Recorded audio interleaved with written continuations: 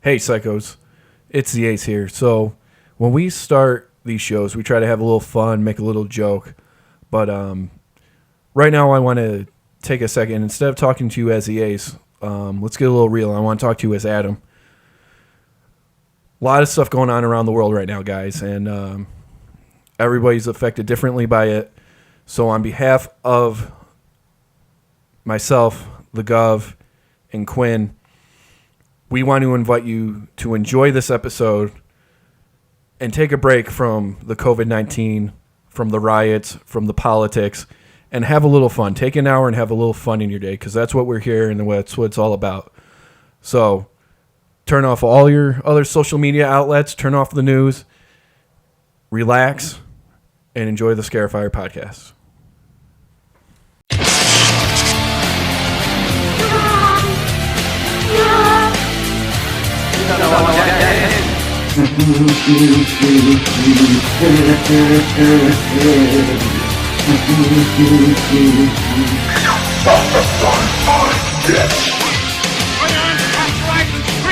Scream for your life! To a new world of gods and monsters.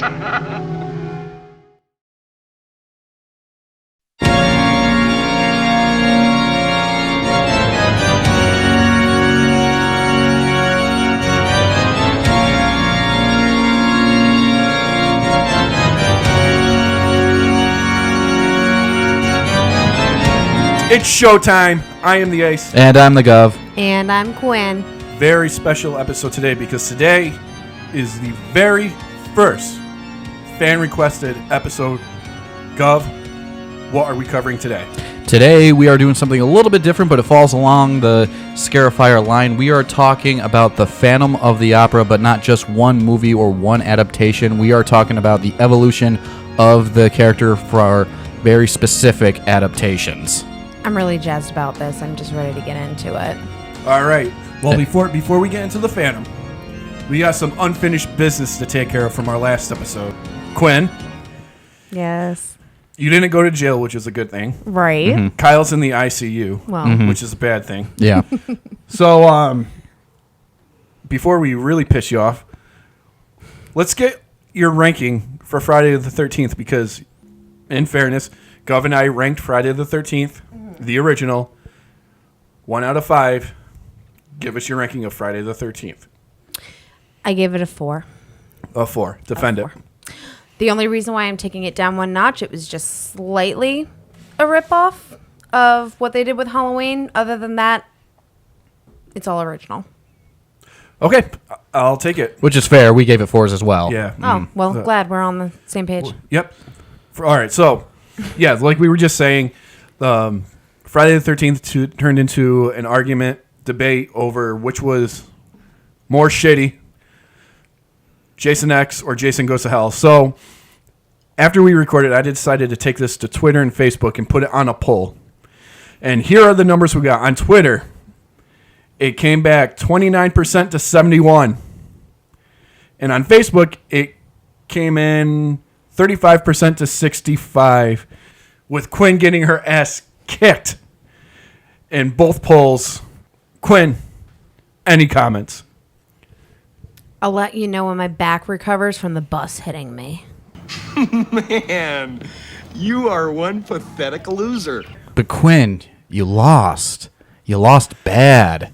You lost to Kyle. Well, he's the one in the hospital, not me, so. Well, Kyle, when you get your hearing back, buddy, you won.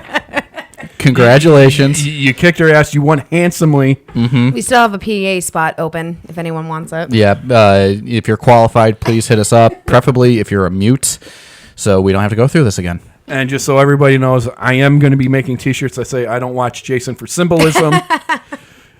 We'll look for that in our stores. Look for that as, when the Scarifyer store comes up, which will be coming very soon. All right, so moving on to today. We're going to be covering a book and 4 movies, guys. Yep. So we are going to skip the Scarify and get right to business today. But let me take the second and give a shout out to the reason why we're doing this is our buddy and huge supporter of the podcast, Phil Hall. He has his own podcast, the online movie show on SoundCloud. I put a post on Facebook a couple months ago saying, hey guys, what would you like to listen to? And he responded with the evolution of the Phantom of the Opera. So here we go. Our first ever fan requested show, and we hope everybody, after hearing this, if you want to hear something, let us know via comment on Facebook or Twitter. Send us an email. Make a comment on one of the shows. Let us know, because you know what? Our personal taste might not be the same as yours. And honestly, this keeps us on our toes. This keeps us interested. This keeps us looking to stuff that we might not normally do. So this is a real treat for us. We definitely want to get more involved with the fans and what you guys want to hear us cover. That's why we're also going to start putting up polls so you guys can vote, very similar to the Jason Goes to Hell and Jason X poll, but that's going to decide our fate about what we talk about in our episodes.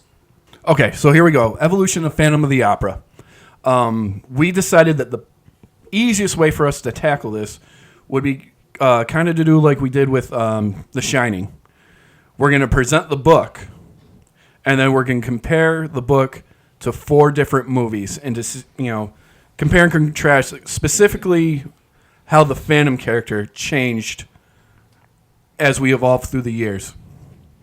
So, with that, we're going to turn the microphone over to Quinn, who's going to give you the plot summary of the novel.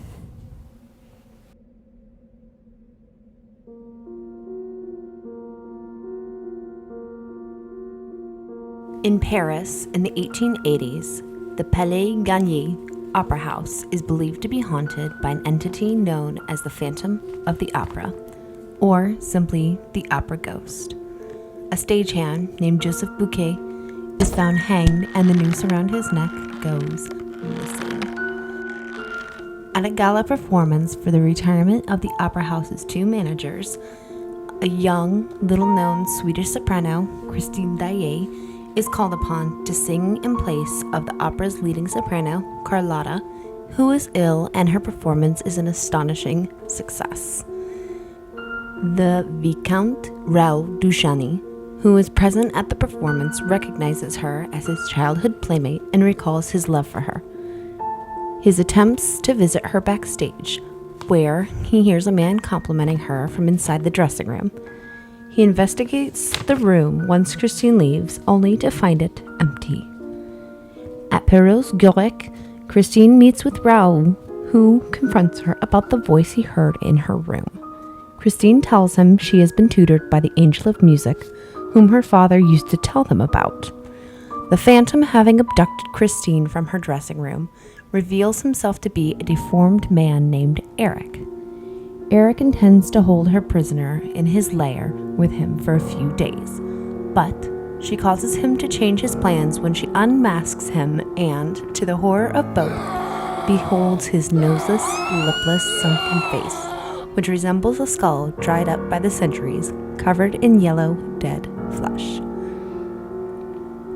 Fearing that she will leave him, he decides to hold her permanently, but when Christine requests release after 2 weeks, he agrees on the condition that she wear his ring and be faithful to him. On the roof of the opera house, Christine tells Raoul about her abduction and makes Raoul promise her to take her away to a place where Eric can never find her, even if she resists.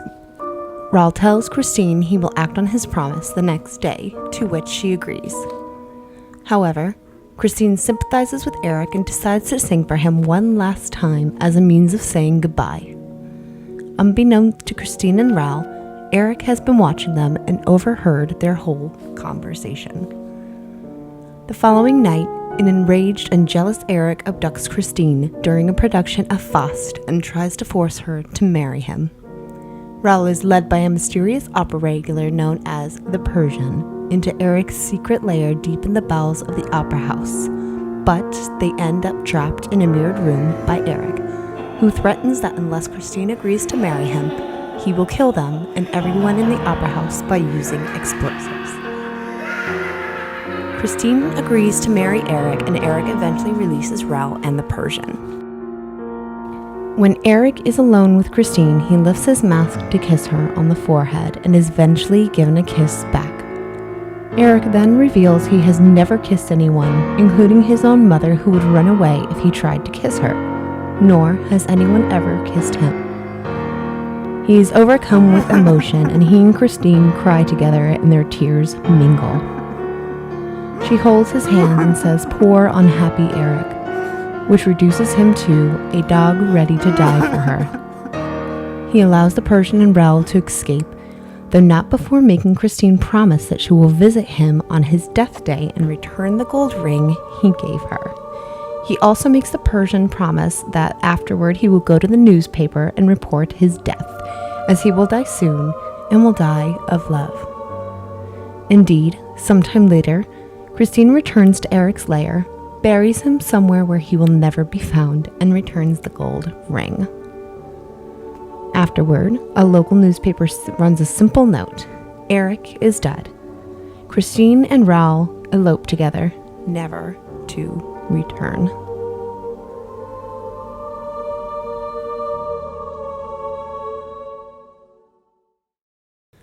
The epilogue pieces together bits of Eric's life, information that the narrator obtained from the Persian. It's revealed that Eric was the son of a construction business owner. He was deformed since birth. He ran away from his normal life and started working in fairs and carnivals and caravans. He started schooling himself with the circus across Europe and Asia, and he started building trip palaces in Persia and Turkey. He eventually came back to France and started his own construction business. He actually got contracted to build the Palais Garnier, and he began putting hidden passages. That way he could actually spy on the managers. So the book does give a little bit more detail about where he came from, his backstory. The only confusing part is you have to read the epilogue at the end of the book after everything that has happened. So you kind of have to go backwards after you are done with the forward motion. So go forward, and then the epilogue, you go backwards. But it's a really good read, and it does give a lot to the character. So it does kind of change the viewpoint a little bit. So I think right now it's only fair to give a little insight onto where the Phantom of the Opera came from. Yeah. So the Phantom of the Opera, came from a lawyer, journalist, novelist named Gaston Leroux. The Phantom was first published in 1909 as a serial in the French paper Ligaro. There, thank you, Quinn. That's what we have her here for. It appeared as a serial from September 23rd, 1909, and ran to January 8th, 1910. It got its first novelization in late March 1910 and was first published in English in 1911. The Phantom, spoiler people, and not to break everybody's heart, it is not a musical. Mm-mm. It's not a romantic comedy. It was written as a mystery gothic horror novel. And similar to Dracula, it's told via perspective from the characters involved. Yeah, well, one of the interesting things about this is Gaston Leroux actually told it through his point of view. He wrote about himself. Yeah, basically. Uncovering the mystery of the opera ghost. Yeah, but he also went through, each character's perspective as well. Right. As the story played out. Mm-hmm. Which was something that was not very common in that time to do a POV novel. Certainly not. Yeah. Certainly not. If you almost look at it for other horror fans, it's almost equivalent to like the Blair Witch Project. Yeah. If you think about it, exactly. It's almost like he tried to perceive this as real. Exactly, not just a spectator, an inside sight of it. Exactly, because Gaston Leroux started out as a mystery writer. Yes. So he wrote this fiction as if he was trying to solve a real mystery. And and there's some backstory. We're not going to get into this episode, but inspiration he took for real theories and urban legends about the opera house itself. Right. Yes. Yes. I believe there was an incident where a concierge of the Paris Opera died tragically when a scaffolding or a support beam for the chandelier fell on her, and that's Yes. what inspired Yep. it. Yeah, that's what inspired the chandelier falling. Because he conceived that what if somebody did it? What if there was someone Yes. up there? The basement of the Paris Opera is in fact flooded. Yes. They had a hell of a time emptying it just to get it dry enough to put the foundation in, but they managed to do it. So yeah, I mean, you guys can look all that up, but we got 4 movies to cover, so let's get right into it. There was a 1916 French movie made of Phantom of the Opera, but that now is since lost. So we're gonna go right to probably the most famous version. 1925, Universal Pictures, starring Lon Chaney, The Phantom of the Opera. Guys, when was the first time you saw this movie? Can you remember? Oh my goodness. I know I've watched it on television. I think I watched it one late night on Turner Classic Movies. That's where I watched It's definitely a staple of their midnight silent That's rotation. Yeah. exactly. So pinpointing the date, the year I watched it, I could not tell you. But that's where I watched it. I was But- younger than 12, so I can't. Yeah, I even can't pinpoint when I saw it. But hey, it's a classic. Everybody's seen it. Everybody. If you haven't seen the film, you've seen the money shot. You Right. definitely have. Yeah. So before we start talking about the movie itself, I don't think it's fair to not mention this movie without telling everybody about the legendary Stage 28, the Phantom stage at the Universal Backlot. Yep. So, for those of you who don't know, it was built. Stage 28 was was built specifically for Phantom of the Opera. It was the very first steel and concrete soundstage ever built, and they built an exact replica of the Spanish Opera right inside, Yep. where it remained until 2014, when Universal demolished the soundstage for Minions: The Ride. Finally, really did it. You maniacs! You blew it up! Let that sink in for a second. Yeah. That hurts. Now, Universal did say that they carefully removed the Spanish Opera House and have put it in storage to be rebuilt at a later time and put on display. However, that hasn't happened. Right. There's no photos of them actually removing the set prior to demolition, and no one seems to know the whereabouts of where this is or where it's being stored. So hopefully someday we'll see the Spanish Opera House again. It wasn't protected by California's history. It didn't fall under those guidelines. It was never registered, so that's why they got away with tearing it out. Wow. So yeah, hopefully someday we'll see the Spanish Opera again, because I mean that's movie history, Yeah. and who wouldn't want to visit that? Right. Yeah. I mean, I remember when I heard that they're going to tear down Stage 28. My heart breaking. Couldn't believe it. I thought it was Sure. going to forever be untouched. But hey.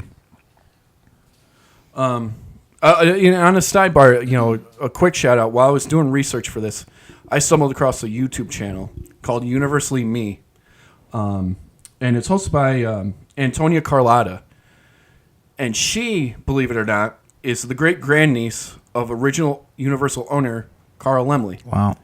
So she has. I did a lot of my, used her as a lot of my research, and if for those of you who like the Monsters, she has got a lot of content on the Monsters, a lot of content on the history of Universal Studios. Check her out. Yeah. Look her up. It's really cool to get her perspective of her family's history. Mm-hmm. So, but moving on. Let's get right into the movie now. Okay. So, this movie follows the book most accurate of all the versions. I agree. Made sense. I Right, agree. yeah. Yeah. With the exception of the ending. Yeah. Well, The- we'll get into that. We're going to get into the differences here. Yeah. It really gives birth to the American Gothic horror movie, doesn't it? I mean, you had by that time you had the German expressionist movies, Right. But this was the first really American Yeah. gothic horror movie, which gave launch to Dracula and the rest of the monsters that came following it. Yeah. Right. Yeah, no, you could definitely say that because, as you said, you had stuff like Heaven of Caligari and things of that nature, the German expressionism, but this felt like this was a, post-World War I era horror film. Yes. American-driven. Kind of started the whole shock factor of it, if you really want to think about it. Yeah. I mean, to this day, people, I believe it's a horror movie, but they debate that The Hunchback of Notre Dame isn't a horror movie. But No, that's more of a tragedy, I would Yeah. say, even more so than Right. Phantom of the Opera. Hunchback of Notre Dame is just like sad as opposed to Phantom of the Opera that is twisted and terrifying, and again, it has that shock factor. Yeah, I mean, Right. So especially that's the difference. especially in this film, because we're talking about the character mostly in this episode. Like, at his core, he's a very angry, vengeful, emotionally driven human Sure. being who Right. just hates the world. Right. You know what I Right. mean? There's, Yeah. there's really no sympathy for him, except for look how ugly I am. Look, woe is me. Of course, yeah. So obviously, this is a silent movie. So you can't really develop the characters. You have to do it all visually, which I think they do pretty spectacularly. Yeah. Given that it's all pantomime. They really. I thought they did a superb job conveying the story Yeah. through mime. And even with the dialogue cards that they do use, Yeah. they take quotes right from the book. So let's say quotes like, "If I shall be saved, it will be because your love redeems me," or "Feast your eyes and glut your soul on my ugliness." Directly from the book, which was brilliant. Right. What do you guys think of the acting? What do you think of the pantomime? What do you guys? To me, it's one of the great displays of how Lon Chaney is a genius, because you can tell exactly what he's feeling without even hearing him, because his body language is so on point. His body tells you everything that he's saying, everything that he's feeling. To me, that is truly a great actor, because anybody can say anything and it sounds good. But if you have your voice taken away and you can still portray whatever you're trying to get across, you're a genius. I agree. I mean, I think it's by far his best performance. So powerful. Well, I mean, to me, you got the king of the silent era film. Exactly. I mean, second only to maybe some of the famous comedians, your Buster Keatons, your Charlie Chaplin, stuff like that. Right. But as they were to comedy, he was to horror, especially working under all that painful makeup. Yeah. It was not easy to apply, and he was able to convey through it. That's the work of a genius. Exactly. Absolutely. That's a master at hand. So, speaking of the makeup, again, much like this movie, it's the most accurate as described in the novel. Gaston Leroux describes his face as a corpse-like appearance. He looks like a skeleton. Yep. Yeah. Death head face. All Yep. done by Chaney himself. Yep. And obviously the unmasking, probably the most iconic shot ever filmed in the horror genre. Right. Right. I mean, to this day, it still terrifies people. Yeah. Yeah. Yeah. It's Even if you haven't seen the movie, you see that shot, you know exactly what it is. yeah. In the book, it kind of vaguely describes the Eric the Phantom, studied abroad in Persia. Mm-hmm. Well, in the movie, they've changed his backstory. He escaped from Devil's Island, and he's a master in the dark arts. Right. Other discrepancies, you can go to Christine. Mm-hmm. All right. She's a brunette in the movie. She was described as blonde hair, blue eyes, Right. She's Swedish. and Swedish. And so I'm just going to go, again, keep going through the list of the differences in the movie. The Persian that we all know in the book, kind of, he's supposed to be the character that's linked to Eric, Right. the Phantom. Yeah. He has a back history. In the movie, he's not even the Persian. He's a French detective. Right. I mean, and just an overall, I don't know what these film adaptations have against the Persian character, but in the novel, he's not depicted in a negative light. No. At all. No. You know what I mean? But for some reason, he's just the one who's consistently either changed or left out altogether Sure. in all these adaptations. And honestly, watching the movie and knowing the book a little bit, you can almost say that the Persian character, is the Persian, and you wouldn't know any difference. They just changed the name on the title card. Right. Right. So, I mean, and the answers to that might get too political for this show, but it's still an interesting observation. okay, so moving on with other little discrepancies in the opera managers. Yep. In the movie, they're given character names. They're kind of fleshed out. In the book, they're literally just briefly mentioned as old managers and new managers. Yeah. Nothing really huge there. But the major difference, and we already talked about it, in the 1925 movie is the ending. Yes. Yeah. In the book, Eric dies of a broken heart on his organ. Right. The ending of this movie, he's chased down the street and killed by a mob. Yeah, they wanted some kind of like, I don't know. Closure. Yeah, the closure, but in the form of vigilante justice. Yeah. Buy your pitchforks and torches here, folks. Let's go get the Phantom, because I guess who is it? The character, one of the brothers, brother of one of the characters who was killed, somehow figures out where the Phantom is and gets this entire lynch mob to go get him. Right. The It's brother of the Raoul's stagehand. brother. Oh, Yeah. Yeah. But, doing my research, the original ending was filmed.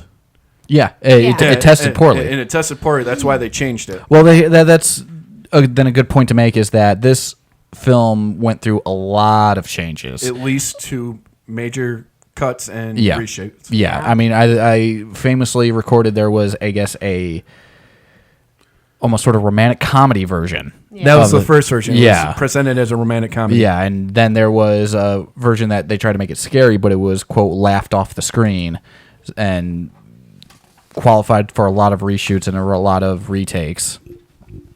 But that goes to show you, just because a film goes through production hell doesn't mean that it can't actually get done. Right. Absolutely. I mean, and we could spend an entire episode talking about this movie. The movie went through 2 directors, issues with Lon Chaney, then the sound conversion. Yep. I mean, we can dedicate an entire episode to 1925's Phantom of the Opera. So request it if you want to hear it. Gaston in the room himself saw it and liked it before his death in 1927. Well, there you go. It's a huge So you compliment. got the stamp of approval by the writer. That's all you need. Before we move on to the next movie, any thoughts we want to end with Phantom of the Opera 1925? Well, considering that this episode is focusing on mostly on the Phantom himself, in terms of the interpretation of the Phantom in the 1925 Universal film, I would say that, yes, even though you couldn't hear him speak, he was the closest to the novel I think we've gotten. 100%. Yeah, you go down to his makeup and then down to straight up the lines he says and stuff like that.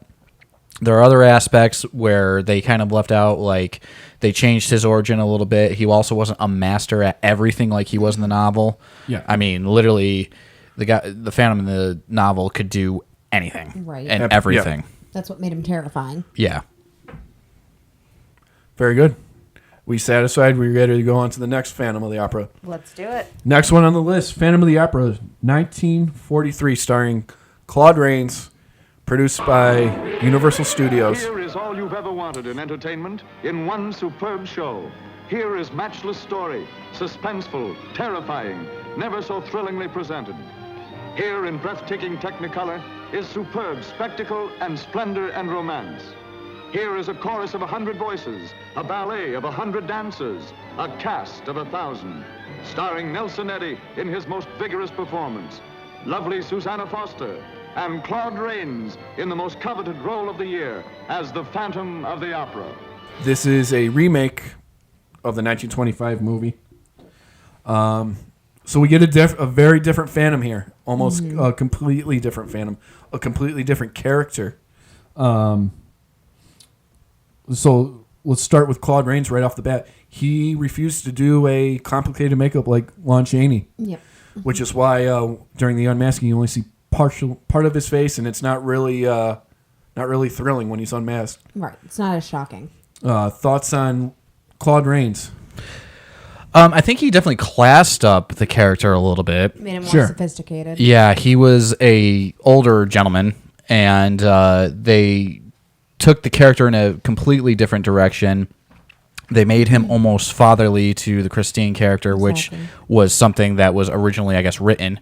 Is Yes. that he was the father, not so much the mentor and stuff like that. And he also, they gave him a backstory where he's like this impoverished violin player who's written this masterpiece, and then he, by misunderstanding, thinks it was stolen from him, and then he gets scarred via acid. So we are dealing with a very different Phantom right out of the gate. They minimize the horror and go for romance. Right. For sure, with this interpretation of the Phantom. Yeah, like you said, he's a tragic hero, basically. Forced to leave the opera because of issues with his hands. Yep. And then, gets scarred via acid during an altercation. So, I mean, really radically different from the book where... Almost polar opposite, because this is more of a nurturing, caring character Yeah, I mean... that the little rubber band just snapped one day. Yeah, I mean, in the book, the Phantom, he's already deformed when we meet him. Exactly. Right. He was deformed at birth. So you can almost say that in this one, this is where you get kind of the almost the perceptions of the Phantom, the qualities, the perceptions that you get actually started from this film, not so much the 1925 film or even the novel. The domino mask, the Right. scarring on one side. Right. You know, This kind of sets the stage for Andrew Lloyd Webber in 1986. exactly. Set the foundation. It set a foundation for what would be used universally throughout the other adaptations. Right. More famously, yes, the Andrew Lloyd Webber musical. Sure. Just to run down, going through some differences compared to the previous movie in the book. We get Christine. She's now blonde hair, blue eyes. So she goes, she kind of reverts back. As Gov previously stated, it was originally scripted that Eric is her father. Pre-production, it was abandoned for whatever reason. Fear of incest. Yeah. Fear of it, It's creepy. probably for A the little too much.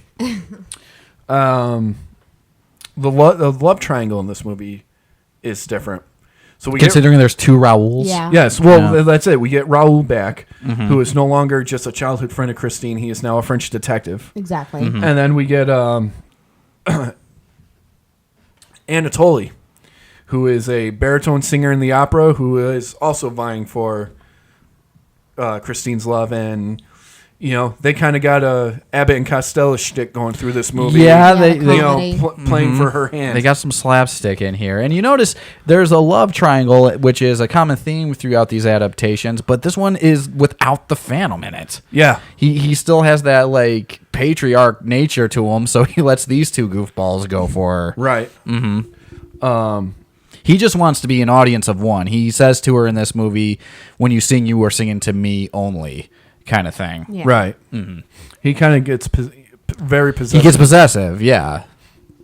So, all right. Again, another big difference is obviously the ending Yeah. of this movie. Our two Romeos go to save Christine in the Phantom's lair. A fight ensues between the three. And I believe it's Raoul accidentally shoots the ceiling, causing an avalanche of boulders to come down on poor Claude Rains. Yeah, very of the time Universal 1940s climax. Yeah. There's always rocks falling in comes those down in movies. You ruin. gotta Yeah. keep up with tradition. Exactly. You're so- bringing down the building with Frankenstein, Wolfman, Dracula, whoever. The building's coming down. And in another interesting twist, Christine doesn't go with either of them. She Yeah. She chooses her career. She chooses career. Yeah, very pro-lib. So we went. Yeah, we took the women's libs of the 40s. Yeah. and made put it in the Phantom of the Opera. Hey, good for you. Christine's a capitalist. I'm with her. Yeah. So,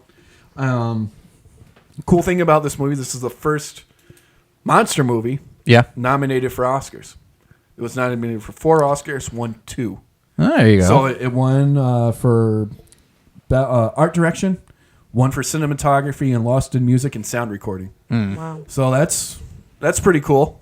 I also want to point out that it is one of the very few classic Universal monsters that was shot in color. Yes. Yes. This was their big moment they wanted to take with it.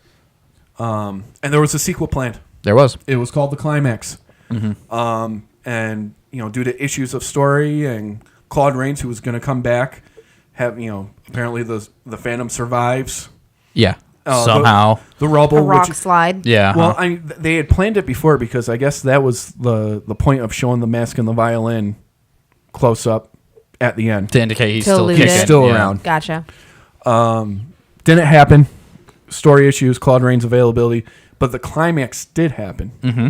It was reworked to completely, get rid of any Phantom storyline in 1944, and it starred our other favorite monster, Boris Karloff, and Susanna Foster, who was Christine in the Phantom of the Opera. Yeah. So, if you want a somewhat sequel to Phantom of the Opera, people go find 1944's The Climax starring Boris Karloff. Mm-hmm. Final thoughts on Claude Rains as our Phantom of the Opera. I wasn't a huge fan of it. I'm not gonna lie, because you want it.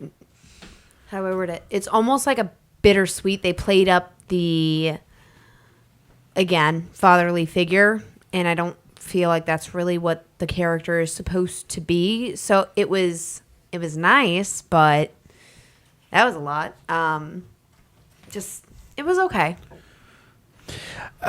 He's a much older Phantom, which is a different take, which I don't necessarily think is a bad thing. No. He's a Phantom of circumstance because, again, a misunderstanding, and all of a sudden it deforms him and he becomes vengeful for it. When really you could have been like, chill out, bro. We didn't steal anything from you. Exactly. And another thing that really is kind of jarring about him is that he dominates maybe the first quarter of the movie, and then they kind of take him out of it. Right. Because they focus on, Beavis and Butthead and then, Christine throughout majority of the film. And then he shows up at the end for his demise. Right. Right. As the Phantom, though, it's Claude Rains in a mask. Yeah. And if that's what you were rolling with, that's what you got. Right. Yeah, no, I think he did. He gave a superb performance. He is Claude Rains. Mm-hmm. I think he was perfect for the script that he was given. Mm-hmm. But if you're going to call it Phantom of the Opera, is it the Phantom of the Opera? That's... I don't think I would even call it a remake. Yeah, No, yeah, it's kind of like its own thing. Yeah. But I mean, I guess you kind of have to if it's the same studio. I guess so, but it's an entirely different adaptation. It's a different take. It's a completely different take. All right. So we're going to skip 40 years now, and we're going to go to 1989, and we're going to talk about the slasher Phantom, starring our boy, Freddy Krueger himself, Robert Englund, by Columbia Pictures. Gov's the expert on this one, so I'm going to turn the mic over to him primarily to lead us into Phantom of the Opera 1989. Robert Englund, go. Some stories have so great a power that with each new generation, they are reborn. There's a feeling, a passion. But it had to come from somewhere. This was no phantom. Ghosts do not skin their victims. This is the work of an artist. We will make music that the world will love forever. Take the last step to me. You are the angel. You are my voice. I feel him and I hear him. I don't want this feeling ever to go away. The Phantom of the Opera. Well, what I like about this version is its uniqueness. We, in those 40 years that you spoken about, we got pretty much adaptation after adaptation of the same thing. They do the very same thing. I would argue that the Hammer film changes some things. The 62.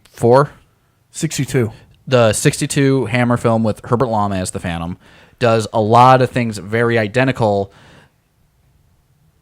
that the Claude Rains film did. They just changed a couple more things. They made him more of a avenging kind of... He's almost a hero type. He's kind of an avenging dark hero type and stuff like that. And other adaptations kind of went with the same take. You get to the 1989 film with Robert Englund, directed by Dwight H. Little, fresh off of Halloween 4. They tried to turn it back into its very dark, gritty, vicious roots of it. Well, they went vicious. Undoubtedly, identifying the craze in horror at the time, which would be the slasher film. Sure. I mean, they got the ultimate slasher actor to be the Phantom of the Opera. What do you expect? Exactly. You know what I mean? And the production side of it, it was a pretty smooth production. The rights to Gaston Leroux's estate just entered public domain. Anyone could take the Phantom of the Opera, make a movie, make a show, make a musical, make a cartoon even about it at this point. They certainly did. And they did all of that.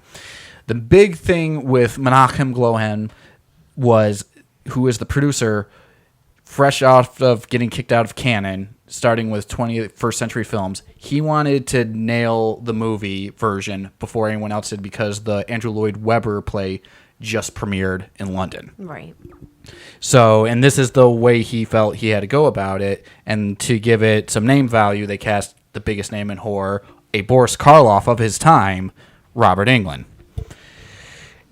And the movie is certainly unique. They're all a bunch of kind of no-name characters. They were all a bunch of up-and-comers. But there are some names that would end up getting a very big career in it, mainly Bill Nighy in it. Yep. And also Molly Shannon plays a very small role. She plays almost the contemporary version of the Meg character. Oh, very cool.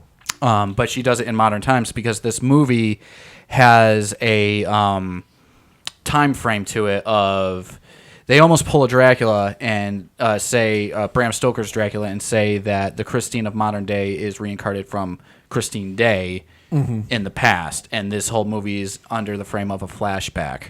Gotcha. When you get to the Phantom himself, boy, this is a very different Phantom. To say the least. Yeah, he is.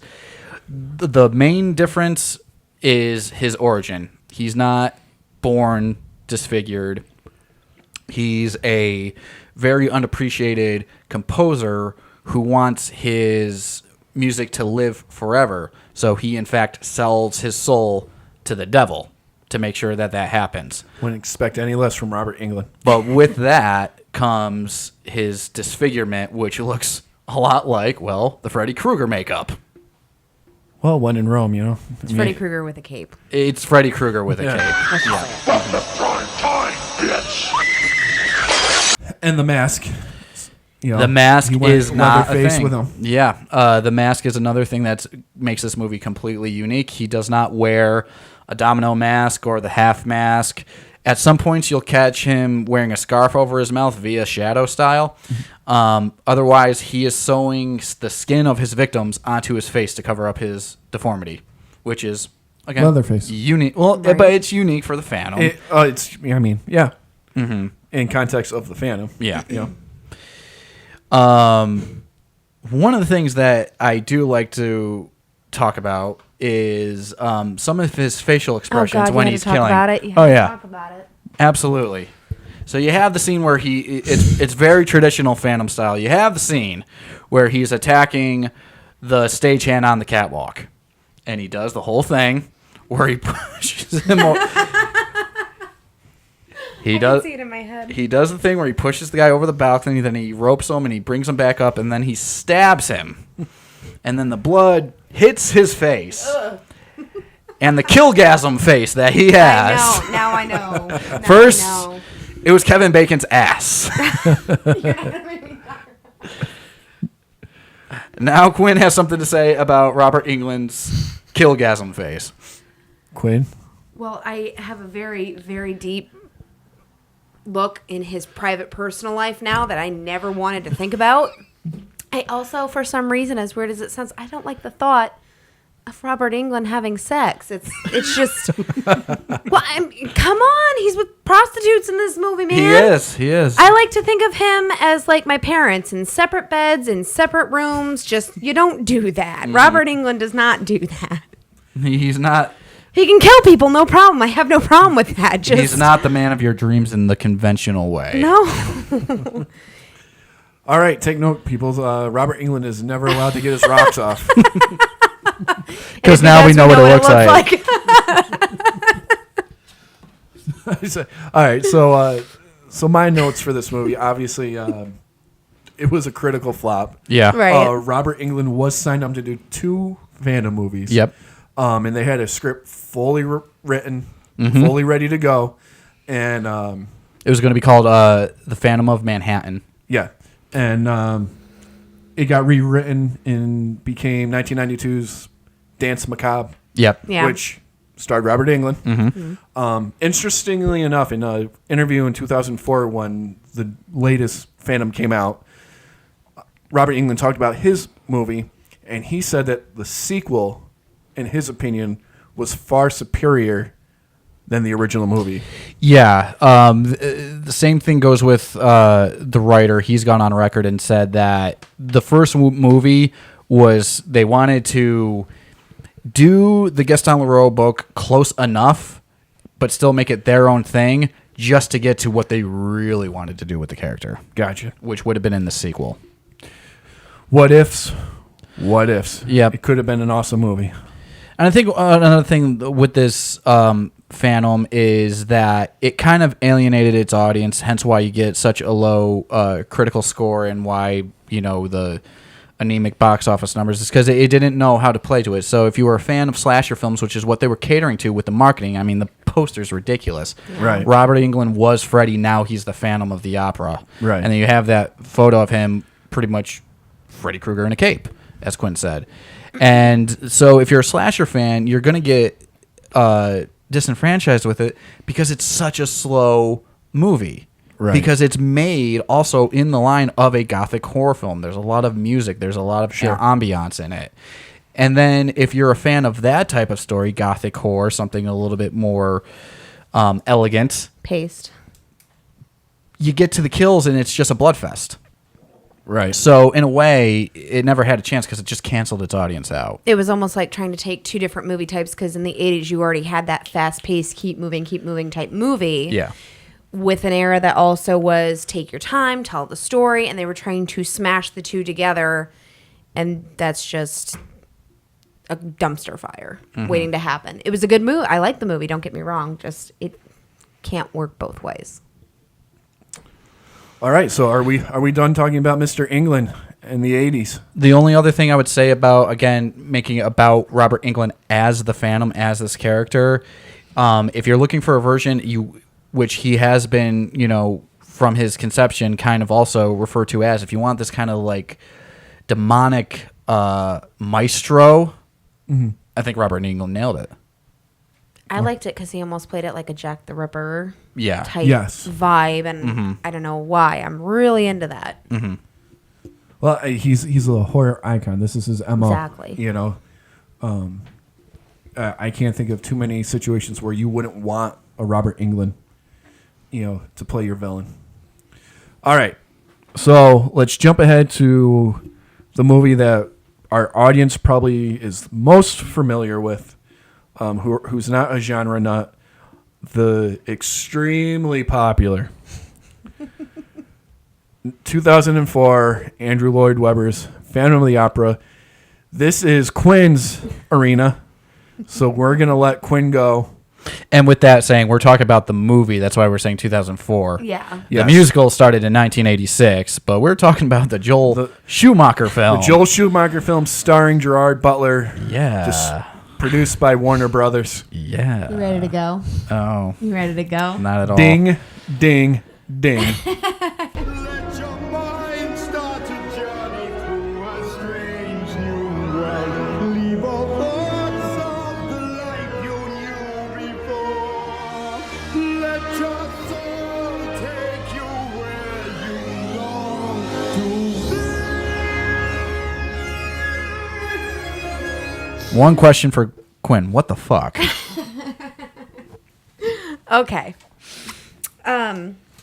So this version of Phantom is a little bit more romanticized because, as they've said in multiple documentaries, Lloyd Webber basically looked at it and said, what else can we do with this guy? Let's make him sexy. And that sells. It really does. So really this is a more romanticized, tragic love story, almost like a Romeo and Juliet type vibe to it.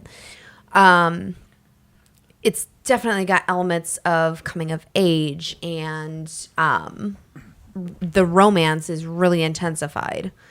Sure. I mean, certainly as we compare this to the original novel, this version of Phantom of the Opera, the Phantom's portrayal is the most different. Yes. Like you just said, he's handsome. Yeah. He has a tragic backstory. Mm-hmm. It almost makes you want to root for him instead of Raoul by the end of the movie, because you fall in love with the Phantom. Exactly. Being a 12-year-old teenage girl, trust me, we were rooting for Gerard Butler all the way. I'm sure you were.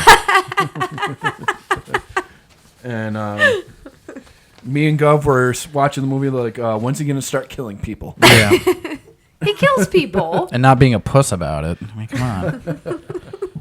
Give me Robert's killgasm face again, please. Oh, God, please don't. All right, so here's what I did think was kind of cool. The opening of this movie. Mm-hmm. So, like we said, the book kind of takes a journalistic approach to the quote-unquote opera ghost. Yeah. And it kind of, walks you through that. The beginning of this movie starts, it's in the early 1900s, and you're seeing references to the opera ghost, and then you time travel back a couple decades to the actual events themselves. So I thought that was pretty clever. Right, because you're seeing it through Raoul's eyes at an elderly age. Yes. And he's remembering things, and then you also have Meg's side of it.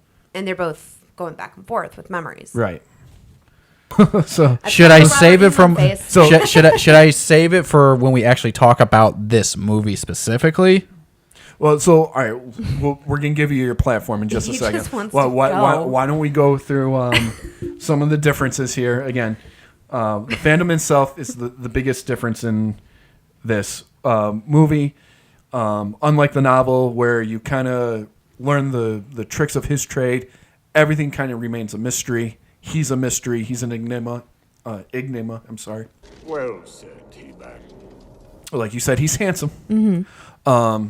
One thing that Andrew Lloyd Webber does give us, he gives us that iconic half mask. That's so closely related with all things Phantom of the Opera. Yeah. So we got to give him that credit. Which is funny because it was a wardrobe malfunction because the microphone couldn't get Sure. underneath the mask. So, hey. Let me go on record and say this. The Gov does not hate the Andrew Lloyd Webber show. Sure. He does not. He loves it. He's seen it on stage, and he likes it. He likes the music. He likes the look. He likes the atmosphere. He likes the characters. He does not like Gerard Butler as this character.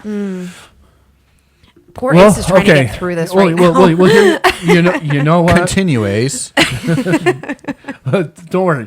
We got Gerard Butler bashing coming up very soon, I promise. All right. I'll save you, Gerard. So this movie eliminates book characters such as Raoul's brother and the Persian. Again, getting shafted.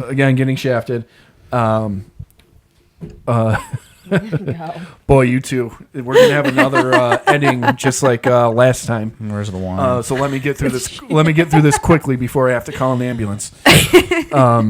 So music obviously is a big factor in this movie. There was music in the book, but it was kind of used as a foreshadowing tool of events to come. Being a musical, the music in this fleshes out the characters.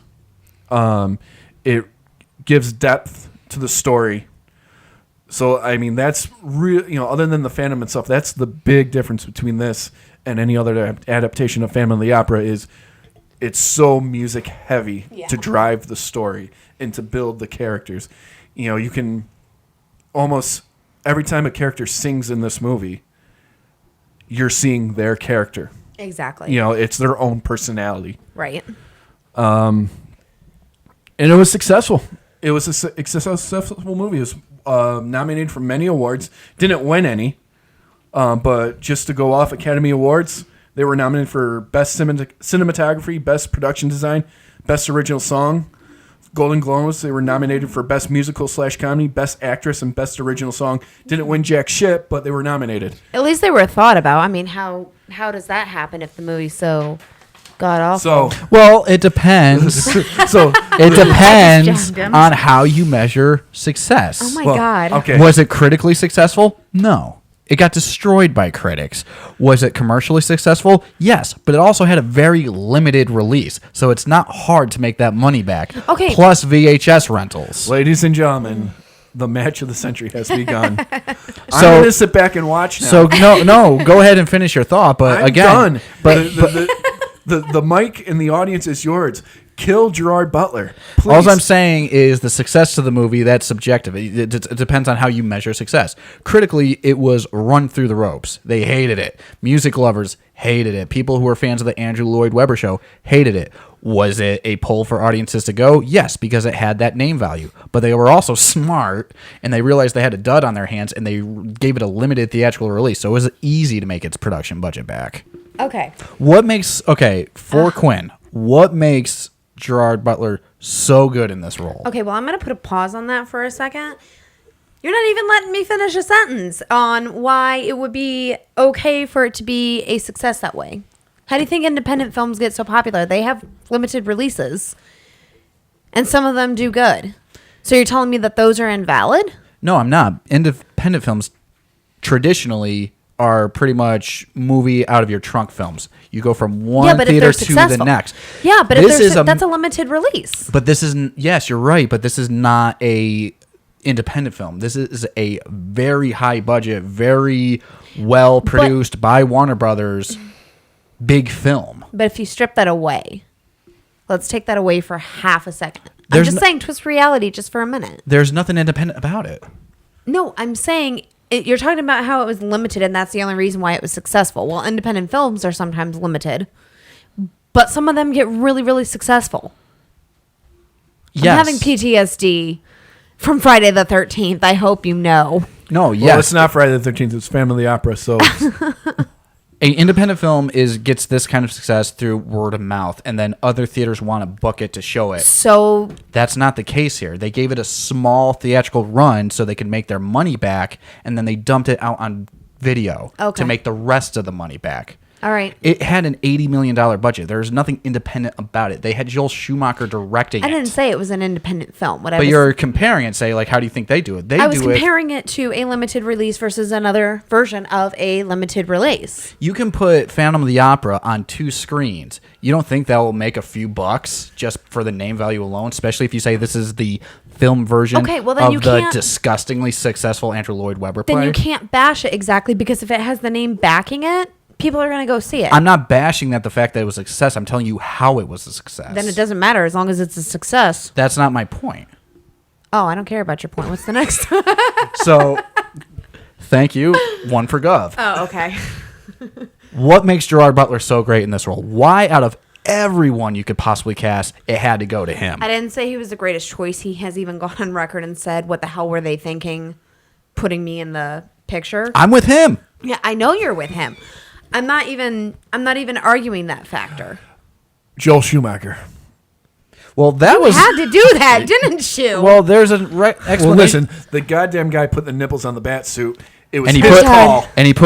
nipples on the gargoyles in this movie. God, Don't- there's so many nipples in this Don't movie. think I we will didn't say notice. that.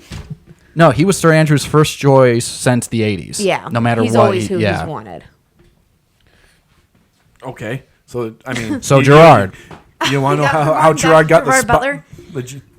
Speaking from the perspective, when I was young, of a 12-year-old girl, and you have a man that looks like that, very, yeah, I know, very built, very stacked, and he's got that deep, gravelly voice that just melts you.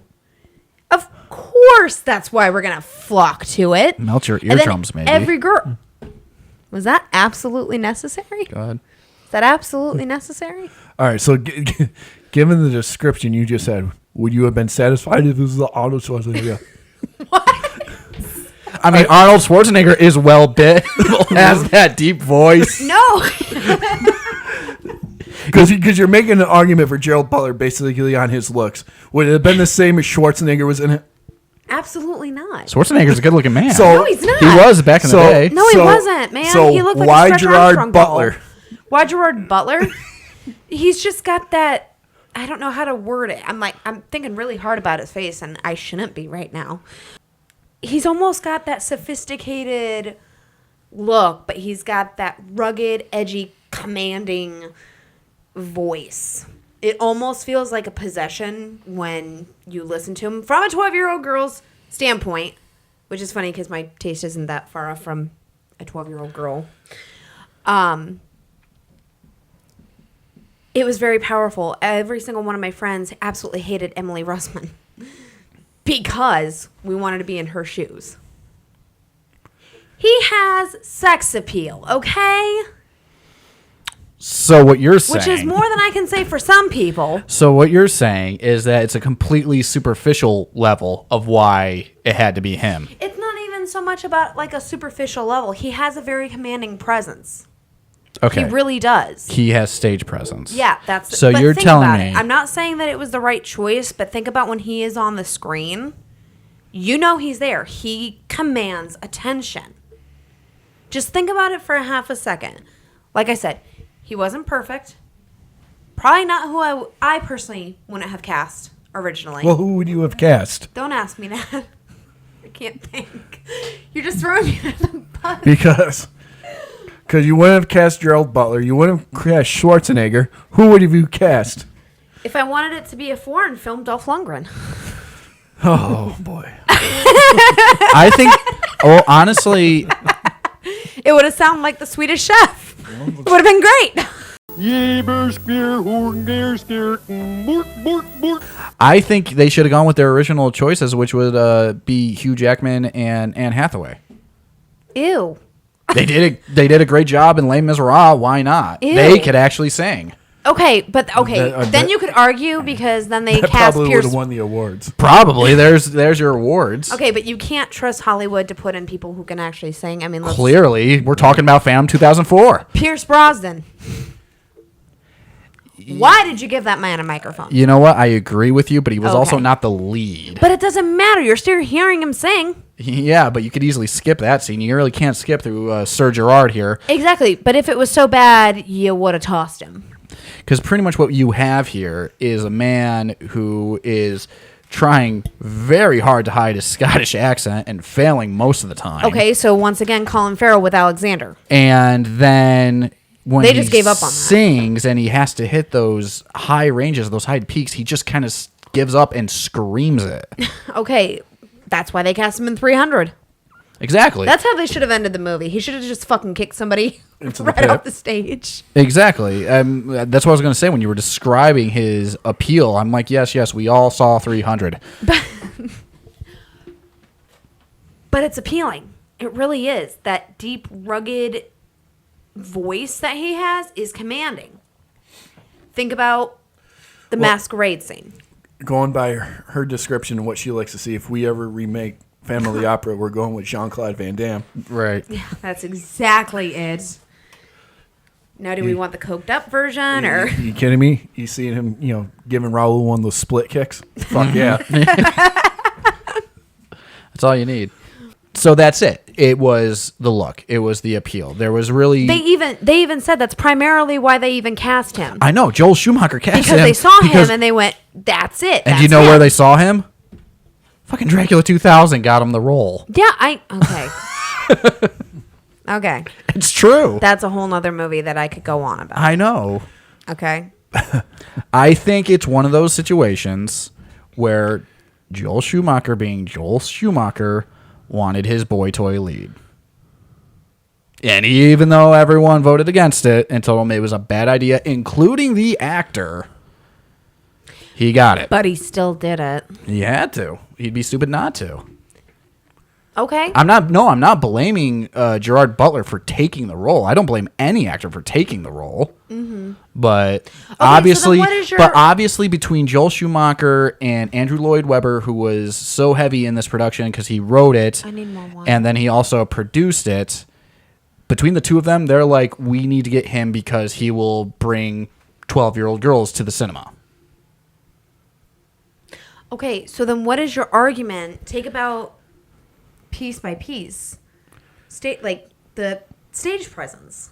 What's your issue with that? His stage presence? No, he has great stage presence. I'll Okay. give you that one.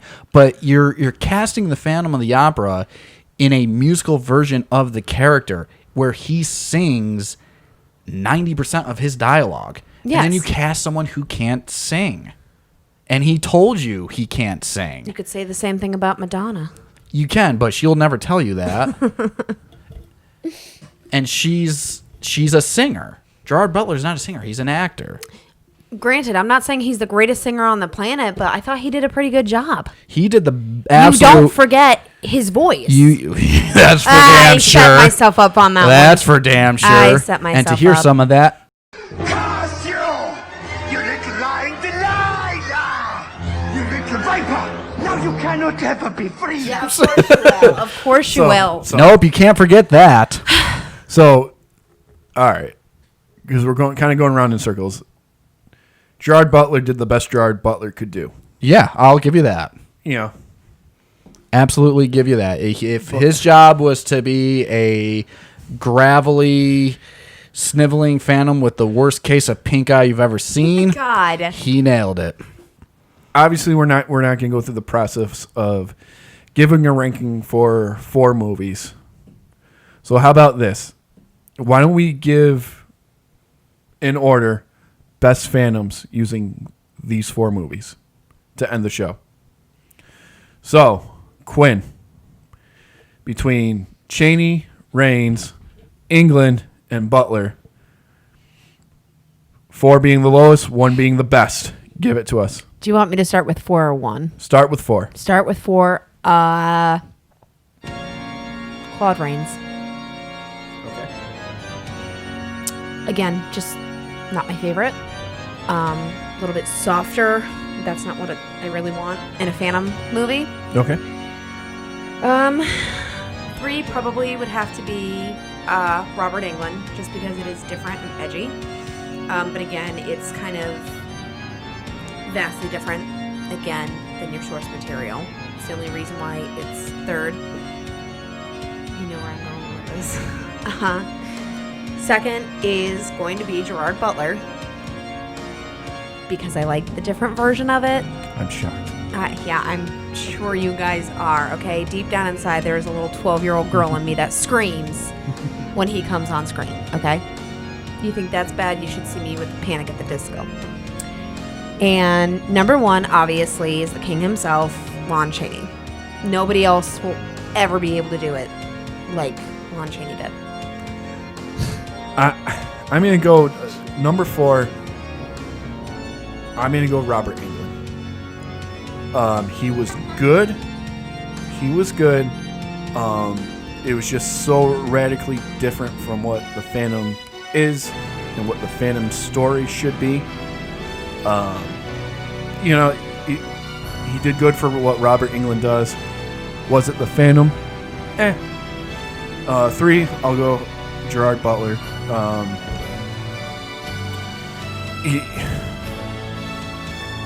You can say a lot about his performance. He couldn't sing, but it was a more traditional Phantom of the Opera, definitely in the sense of Andrew Lloyd Webber. He did all right. I'm a Universal Monsters guy. Claude Rains, for the movie and the script he knocked it out of the park. Claude Rains is a class act. He's everything he ever got when he was alive. He took it to that next level because he's Claude Rains. And obviously, number 1, the legendary Lon Chaney, the man of 1,000 faces. If anyone thinks anyone's better than him in the Phantom performance, you're trying to prove a point that will never be beaten.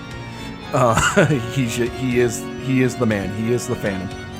Gov, you're grinning like a cheetah. Give it a... All right, for my list, it's actually very similar to Quinn's. Number 4, I'm going to go with Claude Rains. Again, amazing talent, amazing actor in a very sophisticated, polished movie. It just didn't really work for me. I felt like he was doing the Invisible Man just in a Phantom costume. But that's what the movie called for, and he worked. Number 3 has to go to Robert Englund. Very unique interpretation, taking him out of Paris, putting him into Jack the Ripper London. And he made it work. He made the movie he was given, this pseudo-classical yet slasher version of the Phantom of the Opera, and there was really no one else for it. Number 2, I'm going to give it to Lon Chaney, because there is no Phantom of the Opera without him. He nailed it the best. He nailed it the most closest. And number 1 is Gerard Butler, because for the entire time, I enjoyed it immensely because I couldn't stop laughing. Very good. So the entire time, I could not stop laughing. I enjoyed his performance immensely over any of the others. I hate you. So it was worth the $13. It was absolutely worth every penny. This is why it's so hard being the only damn female on this show. Well, you know what? You want to bring in friends, we'll crush them too. All right, folks. Wrapping today's show up. Give another shout out to Phil Hall, who requested this show, suggested this show. Go check him out. Check him out on the Online Movie Show on SoundCloud. Also, another shout out to Antonia Carlotta. Go check her YouTube show out, Universally Me. She's the direct link to the Carl Laemmle regime at Universal. Very cool research stuff. And what do you got? Anyone want to end with anything? Don't forget to like, share, comment. Give us your suggestions. This is a fun way to do the show for us. We hope you had fun. Yeah, that's right. We want you guys to dictate our actions. We want to do the material that you want us to talk about, because we have a lot of opinions, very different opinions, ones too. And we want to keep this rolling. We also, like Ace said, want to make sure you like, share, and subscribe to Scarifyer. We're only getting bigger. We're only getting better. Don't be shy. Stay safe out there. Don't get wrapped up in the garbage that's going on around you. Have a little fun every once in a while. We'll see you next time. Scarifyer.